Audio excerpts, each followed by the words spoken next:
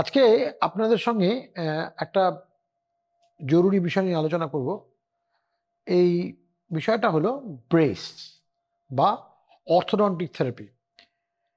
এবার ব্রেস কি, orthodontic therapy কাকে বলে? আপনারা তো শুনে থাকবেন যে ব্রেস কাকে বলে বা অর্থোডন্টিক থেরাপিটা কি, তবুও একবার আপনাদের জ্ঞাতার্থে জানাচ্ছি।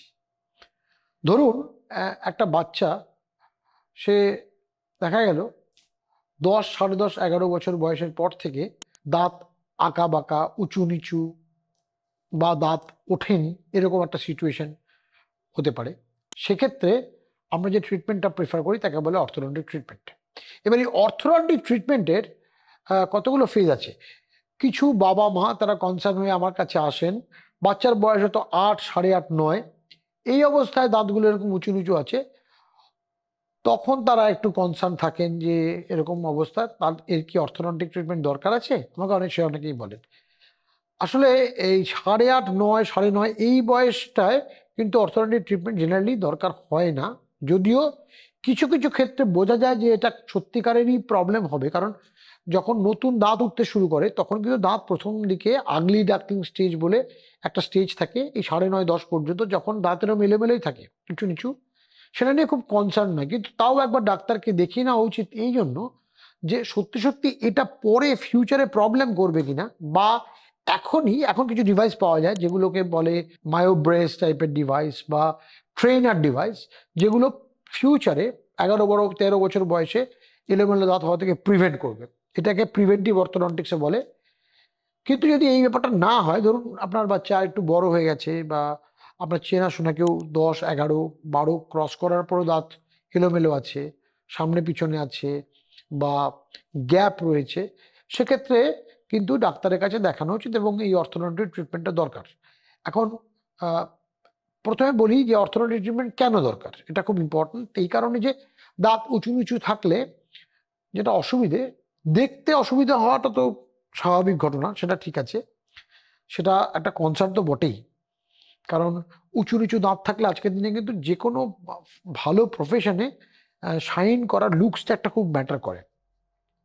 কিন্তু তাছাড়া একটা প্রবলেম আছে, উঁচু নিচু দাঁত থাকলে যেহেতু এই যে পেশেন্ট সে রেগুলার বেসিসে দাঁত পরিষ্কার ভালো মতো করতে পারে না, কারণ ব্রাশ সব জায়গায় পৌঁছয় না, এ কিন্তু সারা জীবন ধরে ডেন্টাল প্রবলেমে ভুগবে।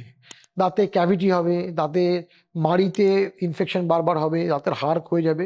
অতএব এই দাঁতগুলো অ্যালাইন করার অবশ্যই প্রয়োজন আছে, এবং যে সাবজেক্টটা দিয়ে এটাকে অ্যালাইন করার কথা আমরা বলি সেই সাবজেক্টটার নাম অর্থোডন্টিক্স।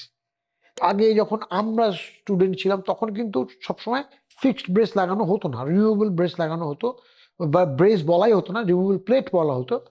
কিন্তু সেগুলোতে কিন্তু খুব ভালো দাঁতের অ্যালাইনমেন্ট হতো না। তারপরে আস্তে আস্তে with the passage of time এই ধরনের সো কল্ড ব্রেস জিনিসটা এলো।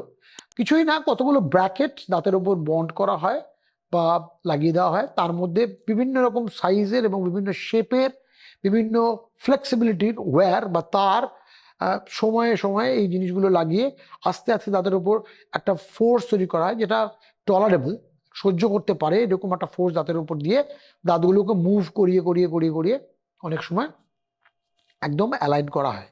ট্রিটমেন্টটা সময় সাপেক্ষ, একটু খরচা সাপেক্ষ তো বটেই।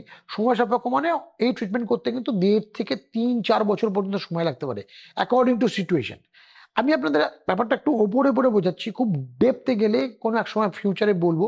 অনেক সময় হয় যে এই এই ট্রিটমেন্টটা কিন্তু অর্থোডন্টিক ট্রিটমেন্টটা কিন্তু শুধু পিওরলি অর্থোডন্টিক্স নয়, এটা orthopaedics as well as orthodontics. কারণ অনেক সময় আমাদের জ বা আমাদের চোয়ালের যে হাড়, তাতেও কিছু প্রবলেম থাকতে পারে। সেক্ষেত্রে হয়তো আপনার ওপরের জকে এক্সপ্যান্ড করতে হলো, বা নিচের জ যদি বড় হয়ে সেটাকে ভেতরে ঢোকাতে হলো। এই প্রসিজার কিন্তু অর্থোডন্টিক প্রসিজার নয়, এগুলো অর্থোপেডিক প্রসিজার। তার জন্য ডিফারেন্ট ডিভাইসেসও আছে। এই অর্থোপেডিক ডিভাইস এবং অর্থোডন্টিক ডিভাইস সবগুলো মিলিয়েই অর্থোডন্টিক ট্রিটমেন্ট করা হয়। এবার মনে রাখবেন, গ্রোথ ফেজ মানে এই 11 থেকে 16, 17, 18 যখন গ্রোথ ফেজটা খুব বেশি বাচ্চাদের, তখন এই ট্রিটমেন্টটা করলে কিন্তু সবচেয়ে তাড়াতাড়ি এবং সবচেয়ে ভালো রেজাল্ট পাওয়া যায়। যত বয়স বাড়তে শুরু করবে তত কিন্তু এই ট্রিটমেন্টের ব্যাপারে একটা অসুবিধা হবে। এইবার আমাদের যেটা বোঝার দরকার সেটা হচ্ছে এই ব্রেস জিনিসটা কিন্তু সবাই করতে পারেন না, সব ডাক্তার করতে পারেন না, এই জন্য কিছু স্পেশালিস্ট আছে। যেমন আমি যেখানে বসে কাজটা করছি ওডন্টোরায়, আমাদের এই সেন্টারে একটা গ্রুপ অফ স্পেশালিস্ট আছে যারা এটা করেন। এবং এই ট্রিটমেন্টটা আগেও বললাম যে ট্রিটমেন্টটা সময় সাপেক্ষ, কিন্তু ট্রিটমেন্টের লং টার্ম বেনিফিট আছে। লং টার্ম বেনিফিটটা কি, যে ফিউচারে অনেকগুলো ডেন্টাল ডিজিজ হওয়া থেকে আপনি আপনার বাচ্চাকে প্রিভেন্ট করতে পারবেন। বাচ্চা কথাটা বলছি, কিন্তু এখন যে জায়গায় অর্থোডন্টিক্স দাঁড়িয়ে আছে সেক্ষেত্রে কিন্তু বয়স্কদেরও কোনো শেষ নেই।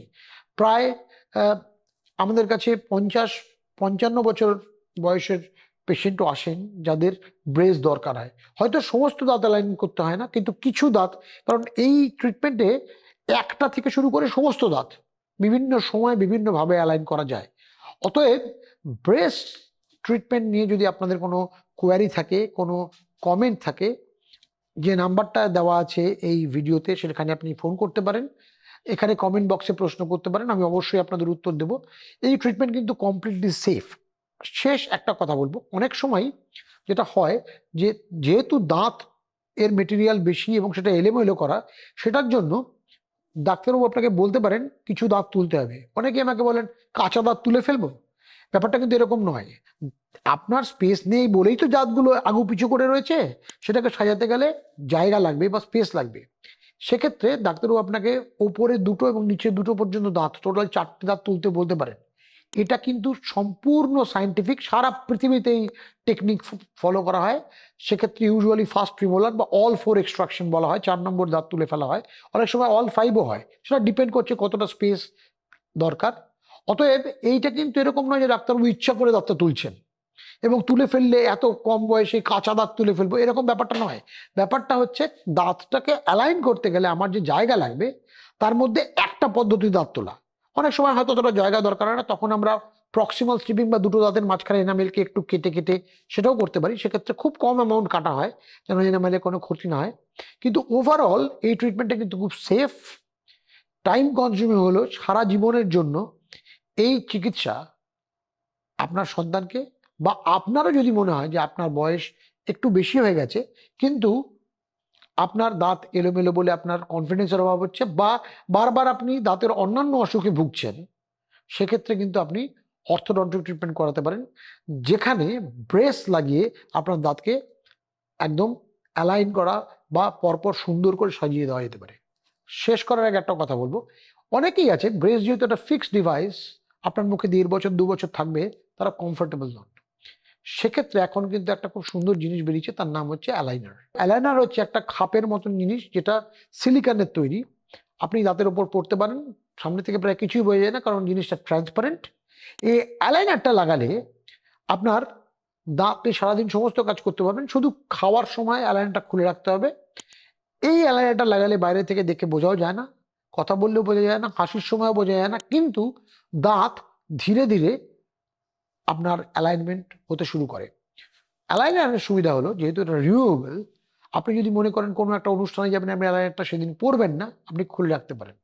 অ্যালাইনার ট্রিটমেন্টটা কনভেনশনাল ব্রেস ট্রিটমেন্টের থেকে একটু খরচা সাপেক্ষ, কিন্তু সেটা কিন্তু অনেক একটা ভালো ডিভাইস, যেক্ষেত্রে আপনাকে সবসময় ফিক্স বা এইরকম ধরনের ব্রেস বা ক্লিপ টাইপের জিনিস পরে থাকতে হবে না। পরিশেষে বলি, এই যে ক্লিপ যেটা নিয়ে কথা হচ্ছে ব্রেস, এটাও কিন্তু এখন একদম দাঁতের রঙের এসে গেছে। অতএব আপনি যদি ভাবেন যে কাউকে দেখে পুরোনো দিনে যে আরে এটা মেটালিক একটা হাসি, আমাকে 2 বছর 2.5 বছর রাখতে হবে, তাও কিন্তু নয়। এখন যে ব্র্যাকেটস গুলো পাওয়া যাচ্ছে সেগুলো একদম দাঁতের মতন রং। অতএব একদম সামনে থেকে না দেখলে, একটু দূর থেকে 2 হাত 3 হাত দূর থেকে দেখলেও কিন্তু অনেক সময় এই টুথ কালার ব্রেস একদম বোঝাই যায় না। এছাড়াও এখন টেকনিক বেরিয়েছে লিঙ্গুয়াল অর্থোডন্টিক্স, মানে ব্রেসটা দাঁতের উপরে লাগানোই হয় না, দাঁতের ভেতর দিকে লাগানো হয়। তাতে আপনি দাঁতও মুভ করবে কিন্তু বাইরে থেকে কিছু দেখাও যাবেন না। অতএব বুঝতে পারছেন আপনার কাছে আজকের দিনে ব্রেসের অনেক রকম ভ্যারাইটি আছে, অর্থোডন্টিক ট্রিটমেন্টের অনেক রকম টেকনিক, অনেক রকম সুযোগ সুবিধা এবং অনেক রকম আপনার কাছে চয়েস রয়েছে। অতএব আপনার বা আপনার সন্তানের যদি দাঁত এলোমেলো থাকে এবং তার জন্য আপনাদের কনফিডেন্স নষ্ট হয়, বা আপনার হাসি আত্মবিশ্বাসের সঙ্গে নিতে বা হাসি পৃথিবীর বুকে উপহার দিতে আপনার একটু বাঁধো বাঁধো লাগে, তাহলে আমরা সবাই আপনার জন্য আছি। আমরা আছি, এই গ্রুপ অফ অর্থোডন্টিস্ট আছে সারা পৃথিবী জুড়ে, যারা আপনার এই দাঁতকে একদম সোজা করতে পারেন, আপনাকে একটা আত্মবিশ্বাসী হাসি দিতে পারে। আমি হিমাদ্রি চক্রবর্তী, ওডোন্টোরা ক্লিনিক্যাল ডিরেক্টর। আপনাদের সঙ্গে আপনার রেগুলার দেখা হয় এই চ্যানেলে। দেখা হবে পরের দিন নতুন আরেকটা কোনো টপিক নিয়ে। নমস্কার।